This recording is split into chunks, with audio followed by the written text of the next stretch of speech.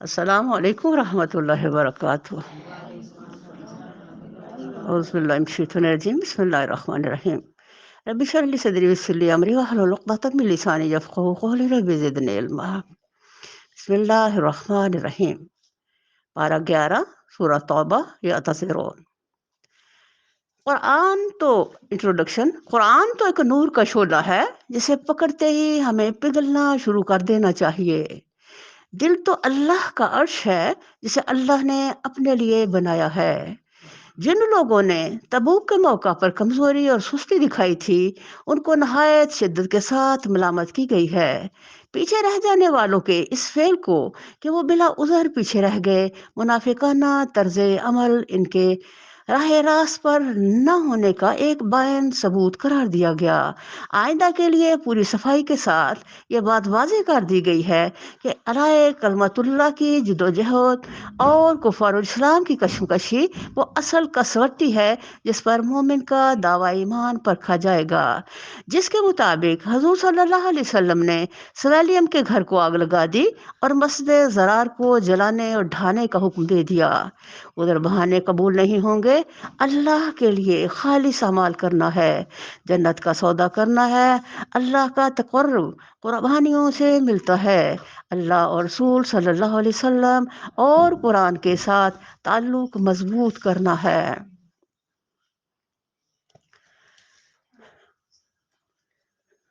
یا تذرون سورہ توبہ 11 پارہ۔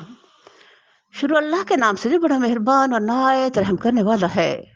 تم جب پلٹ کر ان کے پاس پہنچو گے تو یہ طرح طرح کے عذرات پیش کریں گے، مگر تم صاف کہہ دینا کہ بہانے نہ کرو، ہم تمہاری کسی بات کا اعتبار نہ کریں گے۔ اللہ نے ہم کو تمہارے حالات بتا دیے ہیں، اب اللہ اور اس کا رسول صلی اللہ علیہ وسلم تمہارے طرز عمل کو دیکھے گا، پھر تم اس کی طرف پلٹائے جاؤ گے جو کھلے اور چھپے سب کا جاننے والا ہے، اور وہ تمہیں بتا دے گا کہ تم کیا کچھ کرتے رہے ہو۔ تمہاری واپسی پر یہ تمہارے سامنے قسمیں کھائیں گے تاکہ تم ان سے صرف نظر کرو، تو بے شک تم ان سے صرف نظر ہی کر لو، کیونکہ یہ گندگی ہیں اور ان کا اصلی مقام جہنم ہے، جو ان کی کمائی کے بدلے میں انہیں نصیب ہوگی۔ یہ تمہارے سامنے قسمیں کھائیں گے تاکہ تم ان سے راضی ہو جاؤ، حالانکہ آخر تم ان سے راضی ہو بھی گئے تو اللہ ہرگز ایسے فاسق لوگوں سے راضی نہ ہوگا۔ اب یہاں سے پیچھے بات چل رہی تھی پچھلے پارے سے تبوک کی۔ اب تبوک کی جنگ سے جب واپسی پر نبی صلی اللہ علیہ وسلم آتے ہیں تو اس وقت کی صورتحال کو یہاں اللہ تعالیٰ بتا رہے ہیں کہ اب جو ان سے لوگ منافق تھے اور پیچھے جان بوجھ کر رہ گئے، کچھ مومن سچے مومن بھی تھے جو پیچھے کسی سستی کی وجہ سے رہ گئے۔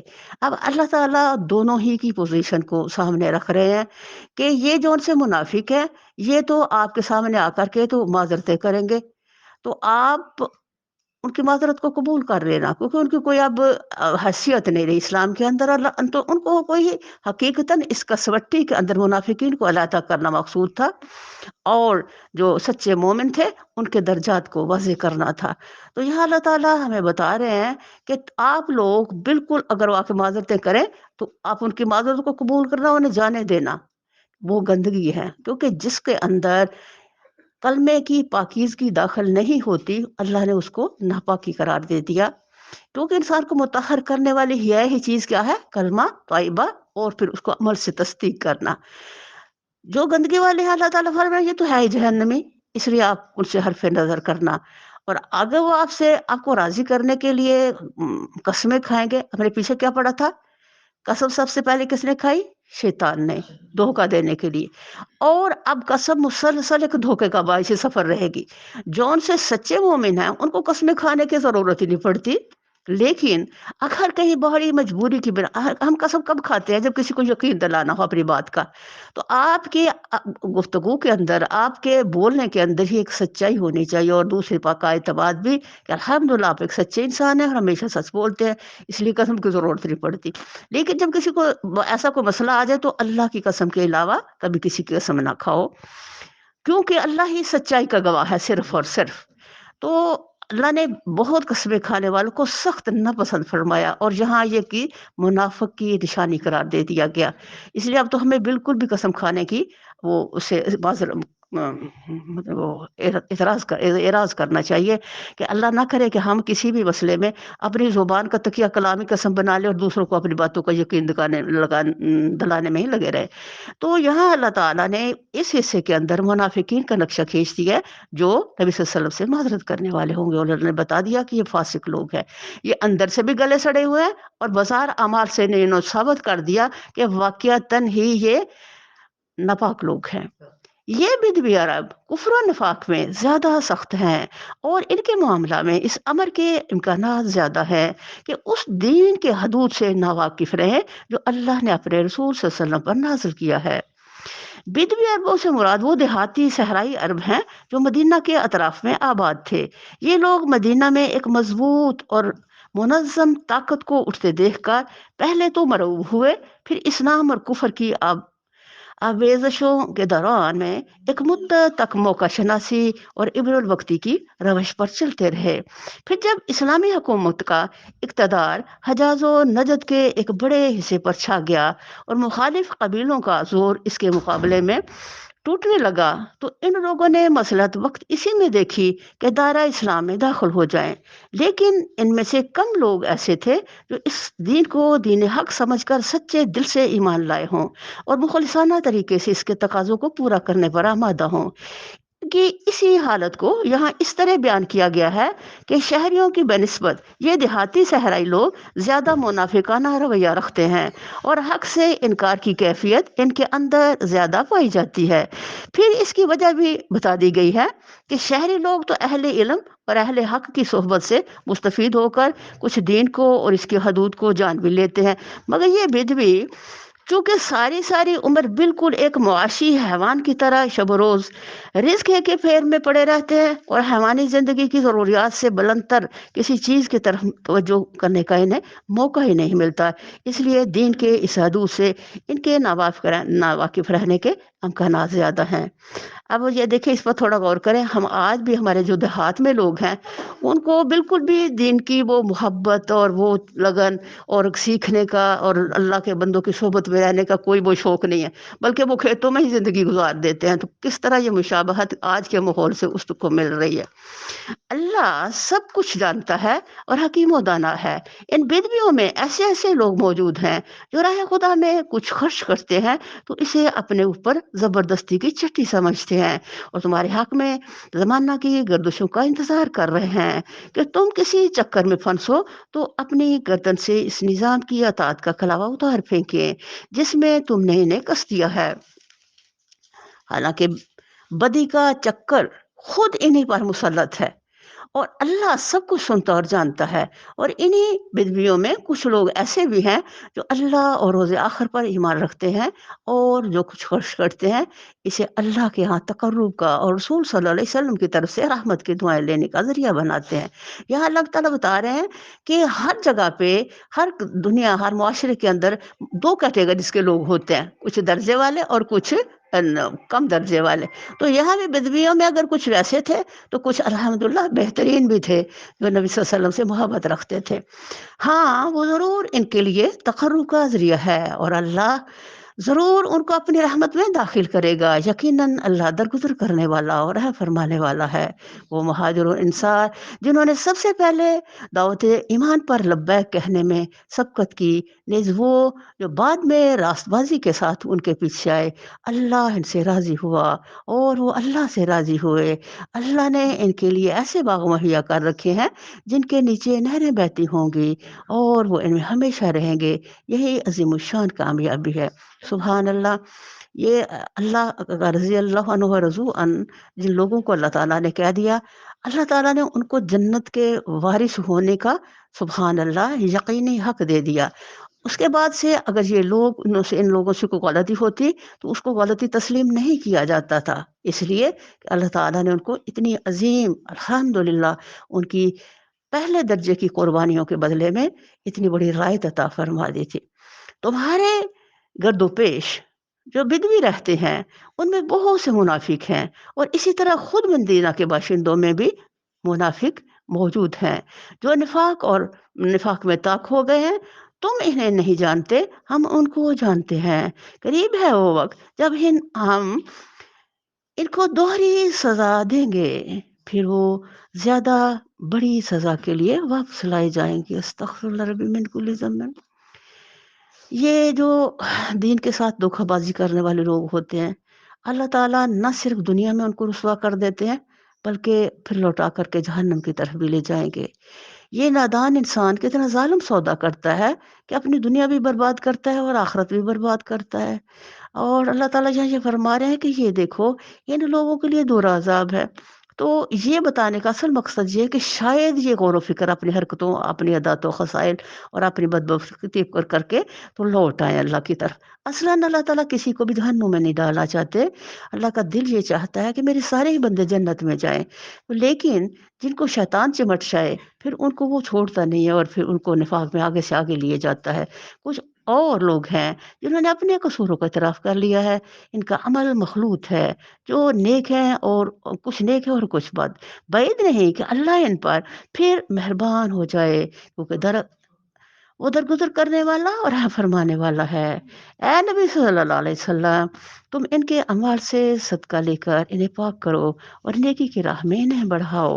یہاں ہمارے لیے سبق ہے کہ ہم لوگوں کو مالوں سے اللہ کے راستے میں خیرات کرنا ہے، اور جو خیرات ہے وہ ہمیں کیا کرتا ہے، ہم پیچھے بھی پڑھ آئے ہیں، وہ ہمارے نہ صرف مالوں کو پاک کرتا ہے بلکہ ہمارے اعمال کی بھی جو کمزوریاں ہیں ان کو الحمدللہ مطہر کرتا ہے۔ تو اللہ کے راستے کا خرچ جون سا ہے، جو اللہ تعالیٰ مسلسل قرآن میں ہمیں ترغیب دے رہے ہیں، اس کا بیسک مقصد کیا ہے کہ چونکہ ہم کمزور ہیں، رب میرا جانتا ہے، اور ہم گناہ اور غلطی اور خطا سے کبھی بھی پاک نہیں ہو سکتے، ہم سے غلطیاں ہوتی ہیں۔ تو اللہ تعالیٰ فرما رہے ہیں تم اپنی ان کمزوریوں اور غلطیوں کے کلیئرنس کے لیے اپنے مالوں سے راہ حق میں خرچ کرو، تاکہ اللہ تمہارے اعمال کو اور تمہارے قول و فعل میں اور تمہارے مال میں جو کچھ تم سے کمزوری ہو اس کو رفع کر دے۔ اور ان کے حق میں دعائے رحمت کرو، کیونکہ تمہاری دعا ان کے لیے وجہ تسکین ہوگی۔ سبحان اللہ، نبی کریم صلی اللہ علیہ وسلم کی دعا جو ہے وہ ایک بہت بڑا خزانہ ہے محمد صلی اللہ علیہ وسلم کے لیے۔ اللہ سب کچھ سنتا اور جانتا ہے۔ کیا ان لوگوں کو معلوم نہیں ہے کہ وہ اللہ ہی ہے جو اپنے بندوں کی توبہ قبول کرتا ہے اور ان کی خیرات کو قبولیت عطا فرماتا ہے، اور یہ کہ اللہ بہت معاف کرنے والا اور رحیم ہے۔ سبحان اللہ، یہ بھی بہت بڑا احسان ہے میرے رب کا ہم پر کہ ہم اللہ کے راستے میں دیں اور وہ قبول کر لے۔ بھئی اگر وہ قبول نہ کرے تو کون کس کی ضرورت ہے یہ کہنے کی اللہ مجھے ضرور قبول فرما۔ ہم صرف دعا کر سکتے ہیں، ربنا تقبل منا، اللہ ہماری خیراتوں کو، ہماری نیکیوں کو، ہمارے سفر و حضر کو، ہر حال میں جو ہم تیرے راستے میں چلے سے قبول فرما لے میرے اللہ۔ تو یہ ہماری دعا ہماری زندگی کے ساتھ لازم ملزوم ہونی چاہیے۔ اور کیوں؟ کیونکہ یہ دعا حضرت ابراہیم علیہ السلام نے اتنی عظیم نیکی جو کعبہ بنانے کے بعد فرمائی تھی۔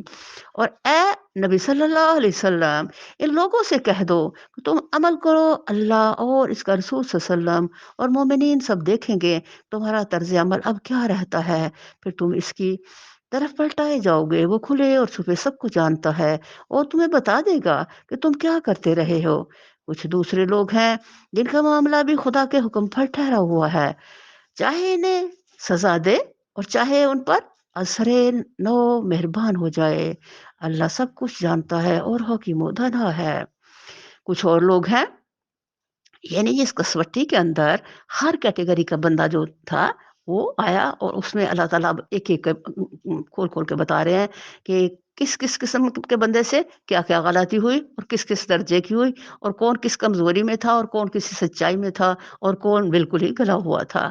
کچھ اور لوگ ہیں جنہوں نے ایک مسجد بنائی اس غرض کے لیے کہ دعوت حق کو نقصان پہنچائیں اور خدا کی بندگی کرنے کے بجائے کفر کریں اور اہل ایمان میں پھوٹ ڈالیں، اور اس بظاہر عبادت گاہ کو اس شخص کے لیے کمین گاہ بنائیں جو اس سے پہلے خدا اور اس کے رسول صلی اللہ علیہ وسلم کے خلاف برسرے پیکار ہو چکا ہے۔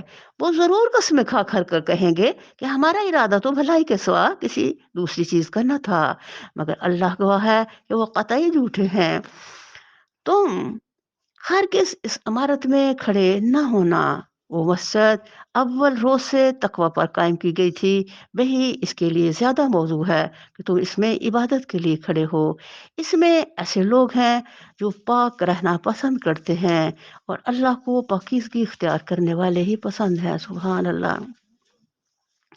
مدینہ میں اس وقت دو مسجدیں تھیں، ایک مسجد قباء جو شہر کے مضافات میں تھی، دوسری مسجد نبوی جو شہر کے اندر تھی۔ ان دو مسجدوں کی موجودگی میں ایک تیسری مسجد بنانے کی کوئی ضرورت نہ تھی، مگر منافقین نے یہ بہانہ بنا کر کہ بارش میں اور جھاڑے کی راتوں میں عام لوگوں کو اور خصوصاً ضعیفوں اور معذوروں کو جو ان دونوں مسجدوں سے دور رہتے ہیں، پانچوں وقت حاضری دینی مشکل ہوتی ہے، لہٰذا ہم محض نمازیوں کی آسانی کے لیے یہ ایک نئی مسجد تعمیر نہ کرنا چاہتے ہیں۔ اس طرح انہوں نے اس کی تعمیر کی اجازت لی اور اسے اپنی سازشوں کا اڈا بنا لیا۔ وہ چاہتے تھے کہ نبی کریم صلی اللہ علیہ وسلم کو دھوکہ دے کر آپ صلی اللہ علیہ وسلم سے اس کا افتتاح کرائیں، مگر اللہ تعالیٰ نے حضور صلی اللہ علیہ وسلم کو ان کے ارادوں سے پہلے ہی خبردار کر دیا، اور تبوک سے واپس آ کر آپ نے اس مسجد زرار کو مسمار کر دیا۔ پھر تمہارا کیا خیال ہے کہ بہتر انسان وہ ہے جس نے اپنی عمارت کی بنیاد خدا کے خوف اور اس کی رضا کی طلب پر رکھی ہو، یا وہ جس نے اپنی عمارت ایک وادی کی کھوکھلی بے ثبات کگھر پر اٹھائی اور وہ اسے لے کر سیدھی جہنم کی آگ میں جا گری؟ تدبر، کھکر کہتے ہیں کھوکھلی کو۔ اللہ تعالیٰ فرما رہے ہیں کہ ایک بندہ، ہمارا سے مراد کیا ہے؟ ایمان۔ تو ہم اگر اپنے ایمان کی بنیاد اس چیز پہ رکھتے ہیں جو جس کی کھوکھلا پن ہو، تو وہ کیا ہوگی؟ بہت جلد وہ عمارت گر جائے گی جس کی بنیاد ہی کمزور ہے، بلکہ اس کے اندر جان ہی نہیں ہے۔ تو اللہ فرما رہے ایک وہ بندہ ہے جو رحمان کی رضا پہ کام کرتا ہے، جو جس نے کلمہ پڑھ کر کے الحمدللہ اپنے اس ایمان کی عمارت کو بنایا اللہ کے رضا پر، کیونکہ اللہ کے ساتھ جو ہمارا کلمہ کا تعلق ہے وہ اتنا مضبوط ہے کہ کلمہ وہ نعمت ہے جس کی بنیاد، جس کی شاخیں، جس کی جڑیں زمین کی اتھا گہرائی تک ہے اور اس کی شاخیں عرش تک ہیں۔ یہ ایک مضبوط چیز ہے کلمہ، الحمدللہ عروۃ الوثقا۔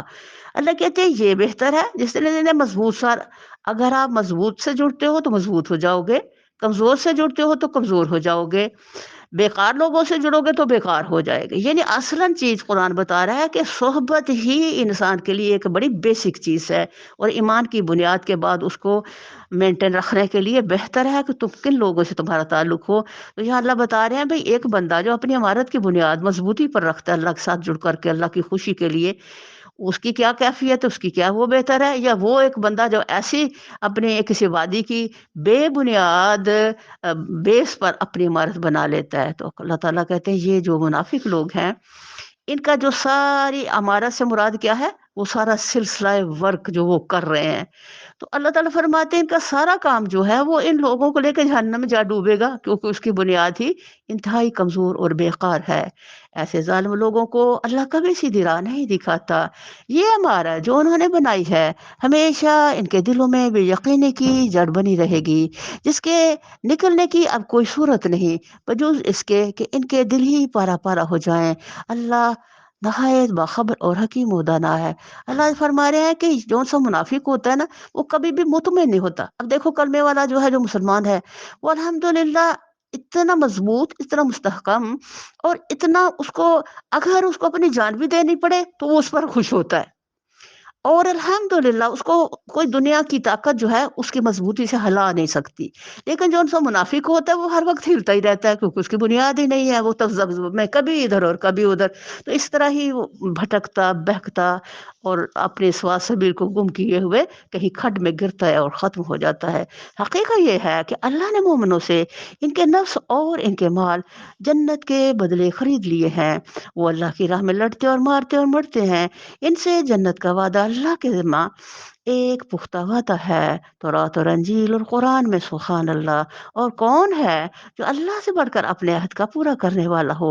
بس خوشیاں مناؤ اپنے سودے پر جو تم نے خدا سے چکا لیا ہے، یہی سب سے بڑی کامیابی ہے۔ اللہ کی طرف بار بار پلٹنے والے۔ اب یہ جو ہے نا تائبون، تائبون کا اصل مقصد ہوتا ہے کہ جو ایمان والا ہے، جو اللہ سے توبہ کرتا ہے، وہ ایک ہی دفعہ توبہ کر کے نہیں بیٹھ جاتا، بلکہ کیا کرتا ہے؟ ہر لمحے توبہ ہی توبہ کرتا رہتا ہے، یعنی ہماری زبان پر جو استغفراللہ لفظ ہے وہ کثرت سے ہونا چاہیے۔ ایک مومن کی شان کیا ہے کہ وہ جانتا ہے کہ مجھے اللہ کے ساتھ جو جڑا رہنا ہے وہ کس الفاظ سے کہ اللہ تعالیٰ میرے گناہ میری غلطی مجھے خدائے معاف کر دے، اس لیے کہ مومن جانتا اور پہچانتا ہے کہ وہ کمزور ہے اور ان سے غلطی ہو سکتی ہے، اور مجھے بار بار ہر لمحے اپنے رحمان سے معافی مانگنا ہے، اور اس لیے بھی کہ اللہ تعالیٰ کو جو غفر لفظ ہے وہ بہت پسند ہے۔ جب اللہ تعالیٰ سے آپ غفر سے جڑتے ہیں اور معافی مانگتے ہیں تو اللہ کی خوشی کی کوئی انتہا نہیں رہتی الحمدللہ، اور اللہ ہر لمحے منتظر ہے کہ میرا بندہ توبہ سے میری طرف لوٹے۔ تو یہ یہاں اللہ تعالیٰ نیکی کرنے کے بعد جب ہم لوٹتے ہیں تو ان الفاظ کے ساتھ ہمیں واپس جانا چاہیے، تاکہ ہمارا اللہ ہم سے راضی ہو اور ہمارے ان قدموں کو قبول کرے جو اللہ کے قرآن کے ساتھ لیے سفر کیا، اور الحمدللہ اللہ تعالیٰ مجھے وہ سب کچھ عطا کر دے جو قرآن کو پڑھنے سمجھنے سننے والوں کو عطا فرماتا ہے۔ تو جب یہ قرآن پڑھ کر کے تو آپ لوٹتے ہیں تو آپ نے کیا کہنا اللہ تعالیٰ سے؟ آئبونا تائبونا بدون ربنا حامدون۔ اللہ کی طرف بار بار پلٹتے ہیں، پلٹنے والے، اس کی بندگی جانانے والے، اس کی تعریف کے گن گانے والے، سبحان اللہ، ہم پڑھتے ہیں نا اینڈ میں تو یہ اس کے گن گاتے ہیں ہم اپنے رب کی تعریف کے۔ اس کے خاطر زمین میں گردش کرنے والے، یہ جو آنا جانا یہ کیا ہے؟ گردش، اپنے گھروں سے نکلے یہاں تک آئے، اس زمرے میں آ رہا ہے۔ اس کے آگے رکوع اور سجدے کرنے والے، نیکی کا حکم دینے والے، بدی سے روکنے والے۔ اب الحمدللہ ہم گھروں سے آئے، نماز پڑھی اللہ تعالیٰ کی، اور سارا دن میں جو نمازیں پڑھتے ہیں اللہ کے فضل سے، اور جو یہ اس وقت ہم قرآن پڑھ رہے ہیں وہ یہ نہیں ایکچوئل ہے کہ ہم نیکی کا حکم دینے والے اور بدی سے روکنے والے اور اللہ کے حدود کی حفاظت کرنے والے اس شان کے ہوتے ہیں وہ مومن جو اللہ سے بے کا یہ معاملات طے کرتے ہیں۔ اور اے نبی صلی اللہ علیہ وسلم، ان مومنوں کو خوشخبری دے دو، نبی صلی اللہ علیہ وسلم کو، وہ ان لوگوں کو جو ایمان لائے ہیں، زیبا نہیں ہے کہ مشرکوں کے لیے مغفرت کی دعا کریں، چاہے وہ ان کے رشتہ دار ہی کیوں نہ ہوں۔ یعنی مشرک سے اللہ کی اتنی نفرت ہے کہ اللہ تعالیٰ نے اچھا کیوں دعا کرتے تھے پہلے؟ کیونکہ ابراہیم علیہ السلام دعا کرتے رہے اپنے باپ کے لیے ایک وقت تک، تو اللہ نے کہا ابراہیم نے تجھے کو وعدہ کیا تھا باپ سے کہ میں آپ کے لیے مغفرت کی دعا کروں گا، جب پھر اللہ نے روکا تو پھر آخر میں آ کے آخری عمر میں آ کے انہوں نے باپ کے لیے مغفرت دعا چھوڑ دی تھی۔ تو اس لیے نبی صلی اللہ علیہ وسلم بھی اور صحابہ بھی دعا کرتے رہتے تھے۔ اب اللہ تعالیٰ نے روک دیا بالکل بھی، کیونکہ اللہ نے اس گندگی کو بالکل کی چھانٹ کر کے تو مسلمانوں سے علیحدہ کرنے کا ارادہ کر لیا تھا دو ٹوک طور پر۔ تو اس لیے اللہ یہاں یہ فرما رہے ہیں تمہارے رشتہ دار بھی ہوں اگر وہ مشرک ہیں تو ان کے لیے آپ نے دعا نہیں کرنی۔ جب اچھا ہم دعا کس کے لیے کرتے ہیں؟ مومنین کے لیے، اور یہ ہماری عبادات کا حصہ ہے کہ مومنین و مومنات، مسلمین و مسلمات کا مجھتے ہم دعا کرتے ہیں۔ تو الحمدللہ ایک مومن مومن ہی کے لیے دعا کرتا ہے، اور مشرک کے ساتھ اب اس کا کوئی تعلق نہیں، اللہ نے بالکل کاٹ کے رکھ دیا ہے۔ جبکہ ان پر یہ بات کھل چکی ہے کہ وہ جہنم کے مستحق ہیں۔ ابراہیم علیہ السلام نے اپنے باپ کے لیے جو دعا مغفرت کی تھی وہ تو اس وعدے کی وجہ سے کی تھی جو اس نے اپنے باپ سے کیا تھا، مگر جب اس پر یہ بات کھل گئی کہ اس کا باپ خدا کا دشمن ہے تو اسے بیزار ہو گیا۔ حق یہ ہے کہ ابراہیم بڑا رقیق القلب اور خدا ترس اور بردبار آدمی تھا۔ سبحان اللہ، اللہ ہم اس ابراہیم کے حنیف دین کے دائی ہیں، اسی پہ چلنے والے، اللہ ہمارے اندر بھی یہ صفتیں پیدا کر دے اللہ۔ حقیقتاً چھوٹا منہ اور بڑی بات ہے، لیکن میرے رب کی رحمت اتنی وسیع ہے کہ ہم جیسے گناہ گار بھی اتنے بڑے رب تعالیٰ کے دربار میں فریادیں کر سکتے ہیں۔ آگے قبول کرنا میرے رب کا کام ہے۔ اللہ کا یہ طریقہ نہیں ہے کہ لوگوں کو ہدایت دینے کے بعد پھر گمراہی میں مبتلا کرے، جب تک انہیں صاف صاف بتا نہ دے کہ انہیں کن چیزوں سے بچنا چاہیے۔ در حقیقت اللہ ہر چیز کا علم رکھتا ہے، اور یہ بھی واقعہ ہے کہ اللہ کے قبضہ میں زمین اور آسمان کی سلطنت ہے، اسی کے اختیارات میں زندگی و موت ہے، اور تمہارا کوئی حامی و مددگار ایسا نہیں ہے جو تمہیں اس سے بچا سکے۔ اللہ نے معاف کر دیا نبی صلی اللہ علیہ وسلم کو اور ان مہاجرین انصار کو جنہوں نے بڑی تنگی کے وقت میں نبی صلی اللہ علیہ وسلم کا ساتھ دیا، اگرچہ ان میں سے کچھ لوگوں کے دل کجی کی طرف مائل ہو چلے تھے، مگر جب انہوں نے اس کجی کا اتباع نہ کیا بلکہ نبی صلی اللہ علیہ وسلم کا ساتھ دیا اللہ نے انہیں معاف کر دیا، بے شک اس کا معاملہ ان لوگوں کے ساتھ شفقت و مہربانی کا ہے، اور ان تینوں کو بھی اس نے معاف کیا جن کے معاملہ کو ملتوی کر دیا گیا تھا، جب زمین اپنی پوری وسعت کے باوجود ان پر تنگ ہو گئی اور ان کی اپنی جانیں بھی ان پر بھار ہونے لگیں، اور انہوں نے جان لیا کہ اللہ سے بچنے کے لیے کوئی جائے پناہ خود اللہ کہ دامن رحمت کے سوا نہیں، تو اللہ اپنی مہربانی سے ان کی طرف پلٹا تاکہ وہ اس کی طرف پلٹ آئیں، یقیناً وہ بڑا معاف کرنے والا اور رحیم ہے۔ یہ تینوں صاحب کعب بن مالک، حلال بن امیہ، مرارہ بن ربی تھے، تینوں سچے مومن تھے، اس سے پہلے اپنی اخلاق کا بار بار ثبوت دے چکے تھے، قربانیاں دے چکے تھے، مگر ان خدمات کے باوجود وہ سستی جنگ تبوک کے ناز کے موقع پر جبکہ تمام قابل جنگ اہل ایمان کو جنگ کے لیے نکل آنے کا حکم دیا گیا تھا، ان حضرات نے دکھائی، اس پر سخت گرفت آ گئی۔ نبی کریم صلی اللہ علیہ وسلم نے تبوک سے واپس تشریف لا کر مسلمانوں کو حکم دے دیا کہ کوئی ان سے سلام کلام نہ کرے۔ 40 دن کے بعد ان کی بیویوں کو ان سے الگ رہنے کی تاکید کر دی گئی۔ فی الواقع مدینہ کی بستی میں ان کا وہی حال ہو گیا تھا جس کی تصویر اس آیت میں کھینچی گئی ہے۔ آخر کار جب ان کے مقاطع کو 50 دن ہو گئے تب معافی کا یہ حکم نازل ہوا۔ اے لوگوں جو ایمان لائے ہو، اللہ سے ڈرو اور سچے لوگوں کا ساتھ دو۔ مدینے کے باشندوں اور گردنوا کے بدویوں کو یہ ہرگز یہ بنا تھا کہ اللہ کے رسول صلی اللہ علیہ وسلم کو چھوڑ کر گھر بیٹھے رہتے اور اس کی طرف سے بے پرواہ ہو کر اپنے آپ اپنے نفس کی فکر میں لگ جاتے، اس لیے کہ ایسا کبھی نہ ہوگا کہ اللہ کی راہ میں بھوک پیاس اور جسمانی مشقت کی کوئی تکلیف وہ جھیلیں، اور منکرین حق کو وہ راہ ناگوار ہے اس پر کوئی قدم وہ اٹھائیں، اور کسی دشمن سے عداوت حق کا کوئی انتقام وہ لیں، اور اس کے بدلے ان کے حق میں ایک عمل صالح نہ لکھا جائے، یقیناً اللہ کے ہاں محسنوں کا حق الخدمت مارا نہیں جاتا۔ اسی طرح یہ بھی کبھی نہ ہوگا کہ وہ راہ خدا میں تھوڑا یا بہت کچھ خرچ اٹھائیں اور سی و جہاد میں کوئی وادی وہ پار کریں، اور ان کے حق میں اسے لکھ نہ لیا جائے تاکہ اللہ ان کے اس اچھے کارنامے کا صلہ انہیں عطا کرے۔ اب سبحان اللہ، اللہ تعالیٰ کے عطا و بخشش کا دیکھ یہ انتہا ہے کہ اگر آپ کسی وادی سے، نبی صلی اللہ علیہ وسلم نے فرمایا ایک مومن جب کسی وادی سے گزرتا ہے اور وہ کافر کو ناگوار ہو، وہ بھی نیکی لکھ لی جاتی ہے۔ یعنی آپ کے سارے اعمال میں چھوٹے اور بڑے اللہ کے نزدیک اتنے پسندیدہ ہیں کہ جزا کے بغیر وہ رہ ہی نہیں سکتے۔ یہاں تک نبی صلی اللہ علیہ وسلم نے فرمایا اگر مومن نے کوئی چیز اپنی دائیں پاکٹ میں رکھی، وہ اسے دیکھتا ہے ادھر نہیں ہے، تو وہ جلدی سے اپنی لیفٹ پاکٹ میں ہاتھ ڈالتا ہے ٹینشن میں، وہ بھی اس کے لیے لکھ دی جاتی ہے۔ سبحان اللہ، ایک کانٹا بھی چبھے مومن کو اس کی وجہ لکھ دی جاتی ہے، کیا کہ وادی کا پار کرنا، بھوک پیاس اٹھانا، جسمانی اور تکلیف ہے ساری۔ تو اللہ تعالیٰ نے اس تبوک کی جنگ کو الحمدللہ سچے مومنوں کے لیے درجات کی بلندی، ان کے لیے بشارتیں، خوشخبریاں، اور ان کے لیے چھوٹی چھوٹی بھی نیکیوں کو اللہ نے بڑا کر کے قبول فرمانے کا اعلان فرمایا، اور الحمدللہ اللہ نے اپنی رضا ان کے حصے میں ڈال دی۔